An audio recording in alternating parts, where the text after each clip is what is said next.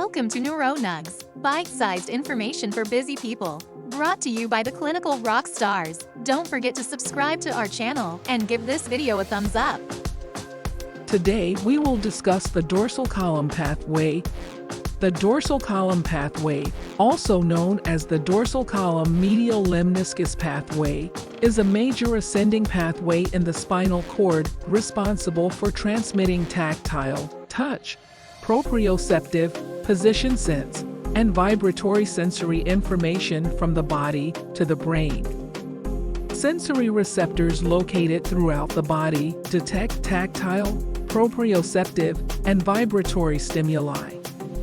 Sensory information from these receptors is relayed via primary sensory neurons to the dorsal root ganglion, which is located just outside the spinal cord.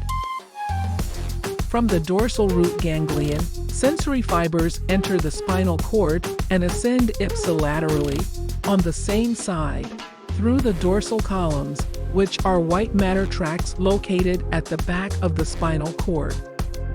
In the spinal cord, sensory fibers synapse with second-order neurons in the medulla oblongata, specifically in an area called the nucleus gracilis, for sensory information from the lower body, and the nucleus cuneatus, for sensory information from the upper body. The second-order neurons decussate, cross over, in the medulla, forming the medial lemniscus tract. The fibers of the medial lemniscus tract descend to the thalamus, where they synapse with third-order neurons. Finally, the third-order neurons project to the primary somatosensory cortex in the postcentral gyrus of the parietal lobe, where conscious perception of touch, proprioception, and vibration occurs. SEPs, somatosensory evoked potentials, are neurophysiological tests that measure the electrical activity of the brain in response to sensory stimulation, typically applied to peripheral nerves.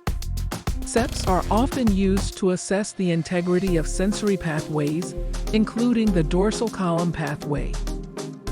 Specifically, SEPs can provide information about the conduction of sensory signals along the dorsal column pathway from the peripheral nerves to the somatosensory cortex of the brain.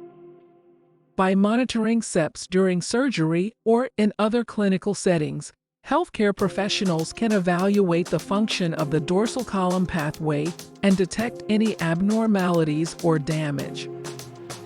NeuroNugs is brought to you by the clinical rock stars. Thank you for watching. Don't forget to subscribe and give us a like.